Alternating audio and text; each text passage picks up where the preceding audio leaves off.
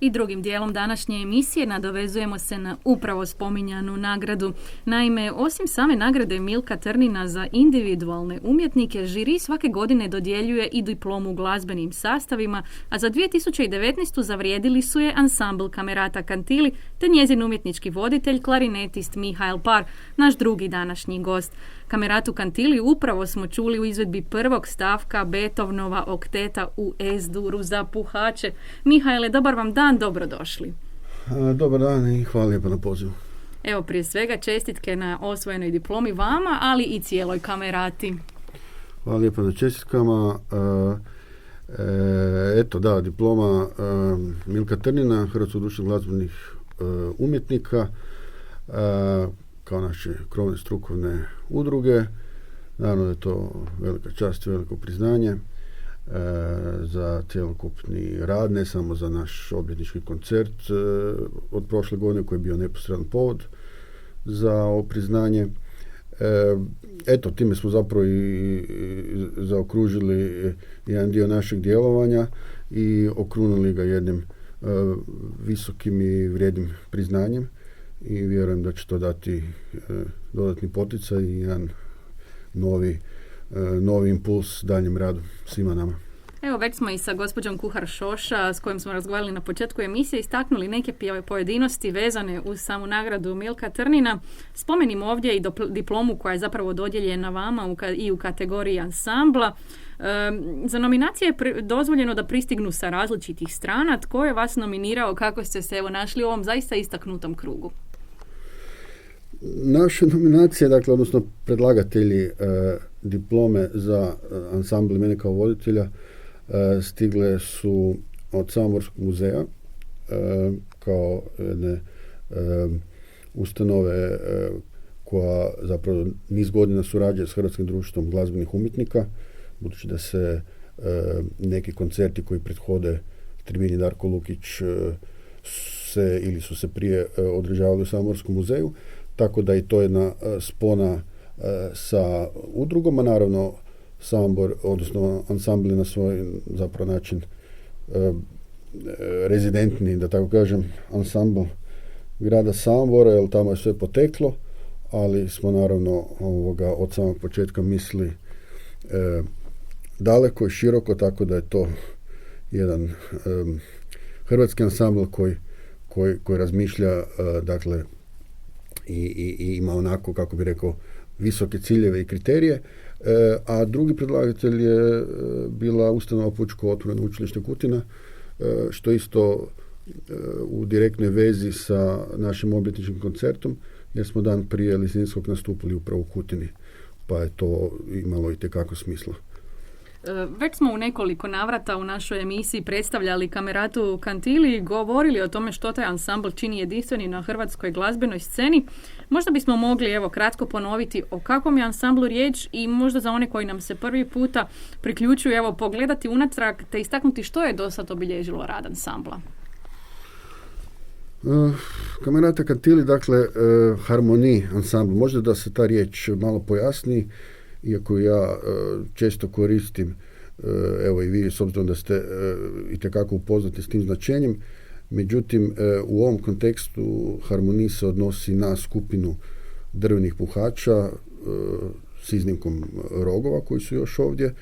I to je dakle naziv koji datira iz vremena klasike. Riječ je o jednom, rekao bi čak, pandanu gudačkom komornom ansamblu koji je bio i zapravo i velika konkurencija tom ansamblu u svoje vrijeme. Kasnije je došlo do promjena ne samo na glazbenoj sceni nego i u društvima i u državama, tako da izgubio je svoj značaj ansambl u nekom trenutku, čak i primat, jer u svoje vrijeme doista bio na vrhuncu i bio je prisutan na svim važnim europskim dvorovima. A što se tiče samog sastava, već sam rekao, drveni puhači, oboje, klarineti, fagoti, rogovi i povremeno je tu flauta i kontrabas. Čini li vam se evo da ste uspjeli u svom prvotnom naumu afirmacije drvanih ansambala kroz upravo spominjanu formu harmonija ansambla, kao što je to eto Camerata Cantilli? Pa evo, nadam se da neću biti neskroman ako kažem da jesam, odnosno da jesmo, jer je veliki kontinuitet u radu ansambla i u broju, i ne samo broju, nego i kvaliteti naših koncerata, i valja naravno istaknuti da, kao što sam već spomenuo, da je to stožerni ansambl puhača u tom jednom komornom obliku, dakle da nije riječ o trio ili kvartetu, a opet da nije riječ o nekakvom velikom puhačkom orkestru.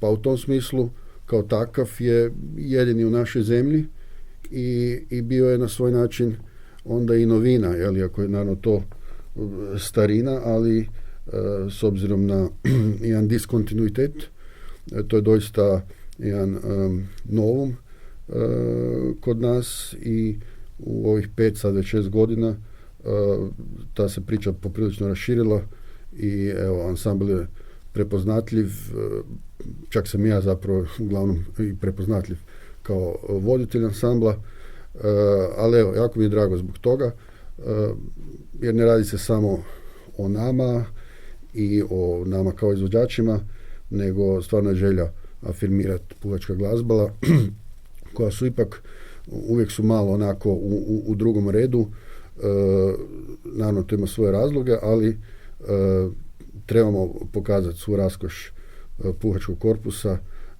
i bogatstvo literature, jer doista svi veliki kompozitori su pisali za što solistički za ova glazbala, što za ovakav ansambl. Evo sad kad ste se i dotakli same literature, kroz vaš se repertoar zaista čini kako je ne nedostaje. Kakvo je zapravo stanje s literaturom za ovakvu vrstu sastava i o kakvoj literaturi govorimo? Uglavnom je riječ o klasici i o ranom romantizmu, i što podrazumijeva i sve forme onog vremena. To su dakle uglavnom sve okteti, partite, partije, dakle poznato pod različitim nazivima, serenade.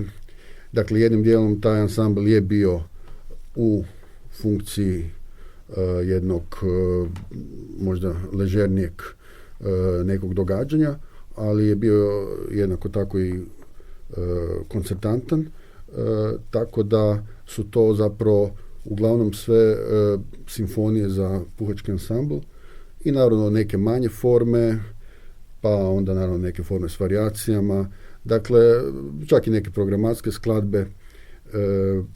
Uglavnom sve ono što je recimo se moglo pisati i za neke druge sastave, a da je bilo primjereno harmoniju, se pisalo i za harmoniju. Vi i vaši kolege također se poduhvaćate i obrada pojedinih kompozicija za ovu vrstu ansambla. Ima li već interesa i među drugim puhačkim ansamblima za vaše obrade, ali i za ovakvu vrstu repertoara općenito? Pa, mislim, evo kad me to pitate, dakle, ako smo zapravo jedini taj ansambl u Hrvatskoj, onda nemam takav feedback, jer, dakle, samo mi možemo to izvoditi.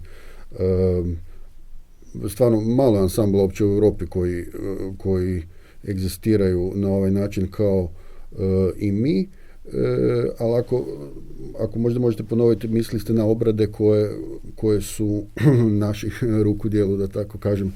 Tako, evo, imali možda i u drugim vrstama puhačkih ansambala svojevrsnog interesa, evo možda nekako ste potaknuli interes za takvu vrstu stvaralaštva. Pa ja vjerujem da je ili da će biti. Ja sam napravio 2 aranžmana za ansambl koja su doista bila uspješna. Nadalje bilo je dakle nekoliko kompozitora koji su napisali skladbe za nas, tako da kažem, ali sve opet ovisi kakva je situacija na sceni, postoje li takvi ansambli, jer ako je u pitanju neki trio, kvartet, kvintet, dakle to je sasvim drugačija šema. Za sad je situacija takva da se nas prati i sluša, a kad se neko pojavi vjerujem da će čak i kopirati nas, to bi bio naravno kompliment. Evo pa poslušajmo sada i prvi stavak iz koncertina Silvija Glojnarića, izvešće ga klarinetist Mihael Par i pijanist Filip Fak. Evo Mihaele, pričali smo već o Camerati Cantilli i diplomi Milka Trnina koja joj je evo nedavno i dodijeljena. Što se tiče vašeg i samostalnog djelovanja izvan Camerate Cantilli, svakako možemo spomenuti nosač zvuka koji ste nedavno izdali, evo 2017. godine. Danas ćemo ga zvučno predstaviti, čuli smo već jednu skladbu sa samog nosača. Kako ste birali repertoar za svoje prvo predstavljanje putem nosača zvuka? Pa evo, dobro ste rekli, nedavno i 2017. je isto na neki način nedavna, naročito u diskografiji, jer diskovi se baš ne izdaju svaki dan, tako da je to još uvijek aktualno i recentno. Na koncu sama promocija je bila zapravo prošle godine. A što se tiče vašeg pitanja, kako sam birao, pa to je baš i obilježje ovog albuma, da nisam birao skladbe, nego sam birao skladatelje zapravo. No? Skladbe uopće nisu postojale, ja sam se javio nekim skladateljima, neki su moji kolege, neki su velika imena odavno priznata u našoj zemlji. Napravio sam jedan kolaž u tom smislu skladateljski. Dakle, evo, o tome je riječ.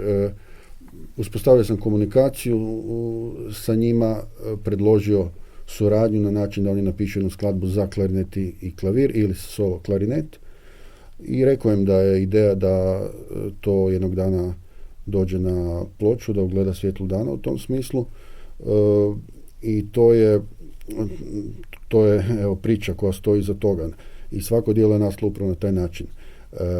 Nakon što je napisano, bilo je proizvedeno, svako je bilo proizvedeno u drugom hrvatskom gradu i nakon toga se krenulo u snimanje i evo, dakle to naravno znači da su to sve diskografske premijere, sve skladbe sam i proizveo, dakle prije toga sve su zapravo pisane za mene i na neki način imaju i možda i neki odraz samog mene, jer sam možda u nekim slučajevima nešto i sugerirao skladateljima, tako da evo kratko to je CD premijer za koji ste me pitali upravo. Spomenimo evo svakako i suradnike koji vam se pridružuju na samome nosaču zvuka. Tko je bio uz vas? Filip Fak je pijanist koji je iznio taj najveći pijanistički teret koji sa mnom sudjeluje u izvedbi dva najveća dijela na albumu, Koncertino Silvija Glojnarića i Sonata Brune Vlaheka. Skladbe su koje smo zajedno snimili i evo te skladbe posebno ističem jer smo bili nominirani za diskografsku nagradu Porin, za te skladbe prvu za najbolju izvedbu klasične glazbe, a drugu za najbolju skladbu.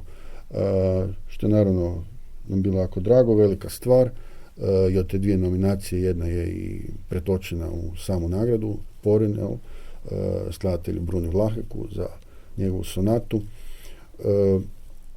Tako da to je što se tiče ovog dijela sa njim, a ostale skladbe su ili solo bez pratnje ili su bili u pitanju gosti.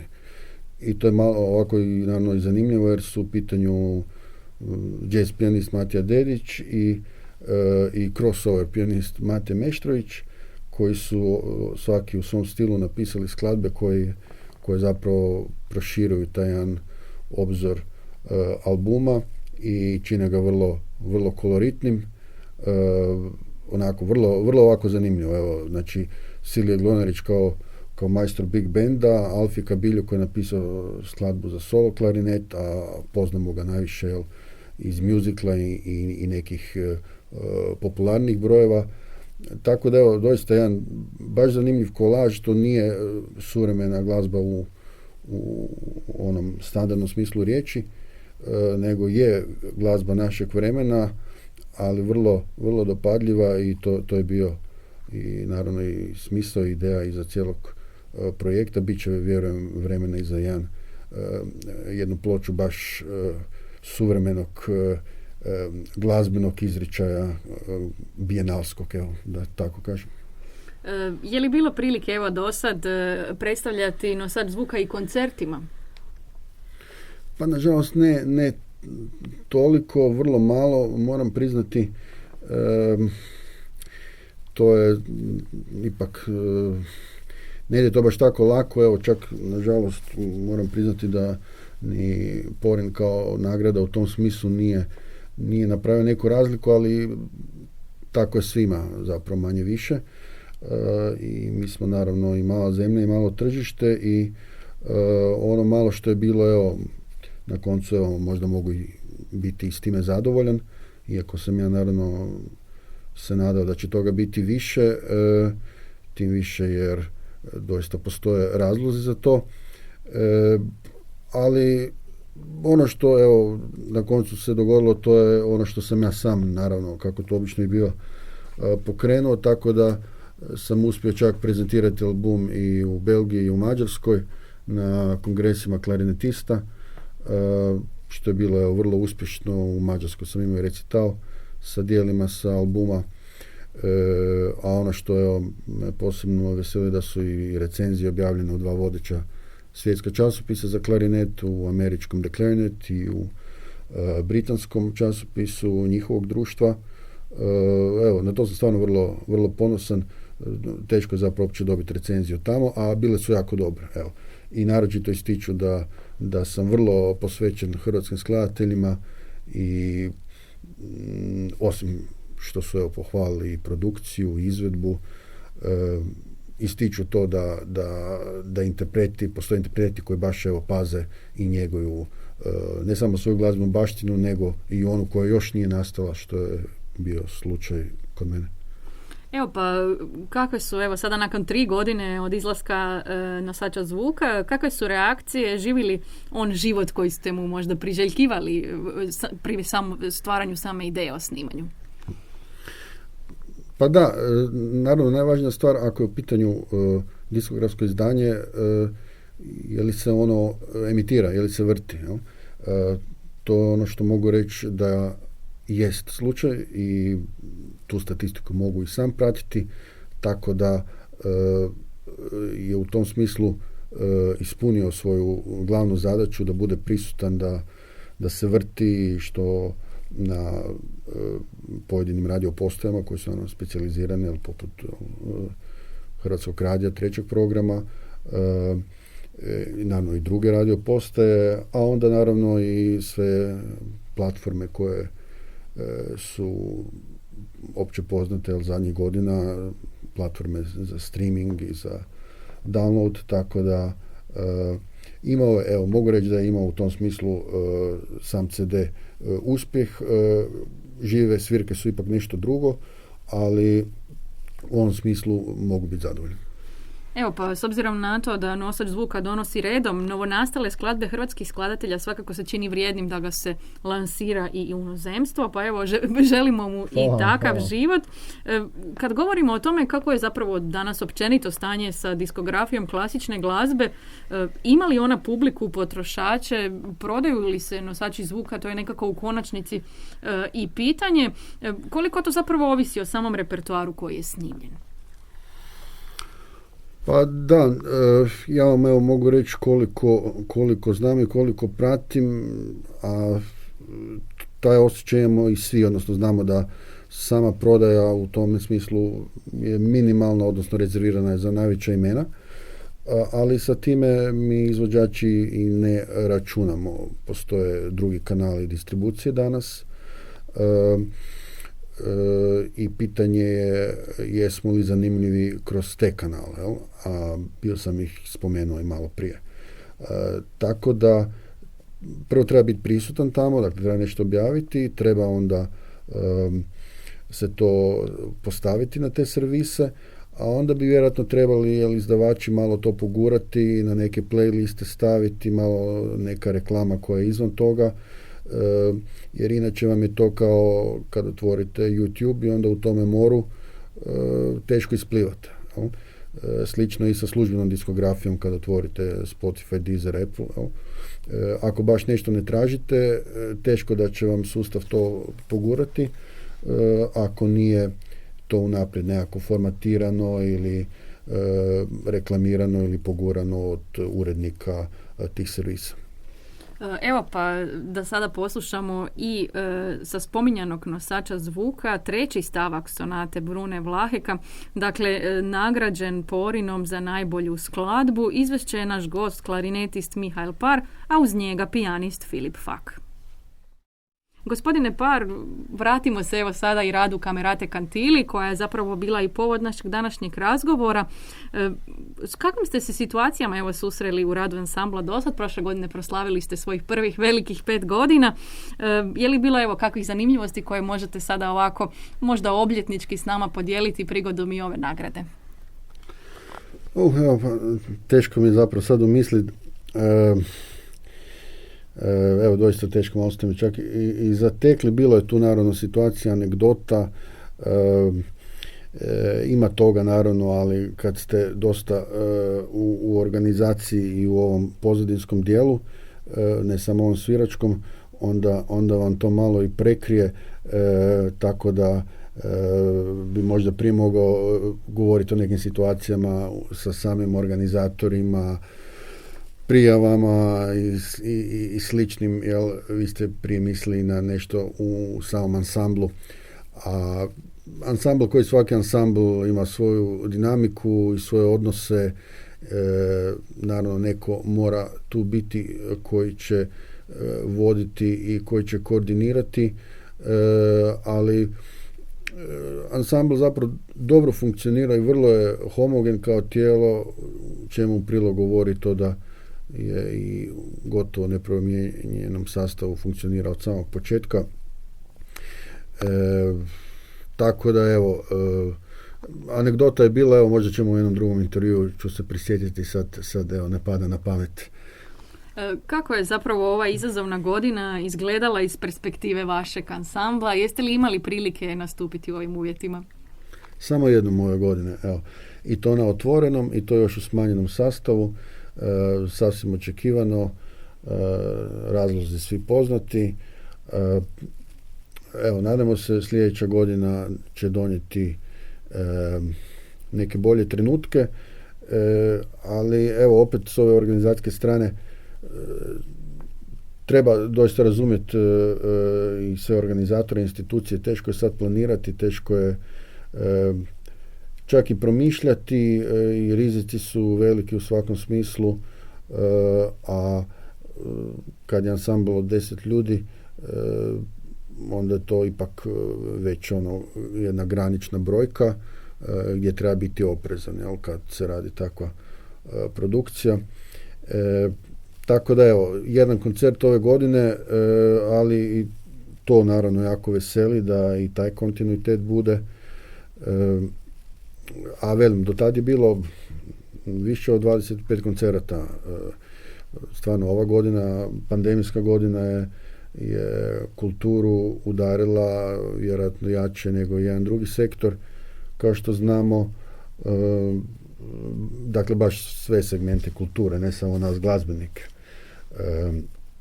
Evo, ostaje, kažem, nada za sljedeću godinu. Naravno, svima nam je zdravlje i sigurnost na prvom mjestu, pa vidjet ćemo kako će ići dalje. Evo, već smo istaknuli kako Camerata Cantili zaista zauzima jedinstveno mjesto na domaćoj sceni klasične glazbe. Evo, nakon 5 godina pogled unatrag, ima li mjesta evo na našoj sceni za ovakve profilirane ansamble? Koliko je zapravo naša publika zainteresirana, otvorena za njih s jedne strane, koliko s druge strane same institucije prepoznaju taj trud? Svakako je publika zainteresirana. To, evo, tu uopće zapravo nema dileme, jer uvijek su reakcije izrazito pozitivne i mi imamo zapravo jednu ovako gotovo skupinu fanova, da tako kažem, koja nas prati, naravno mala skupina, ali koja je redovita na našim koncertima, tako da u tom smislu to je svakako nešto što ima vrijednost, ima svoju publiku.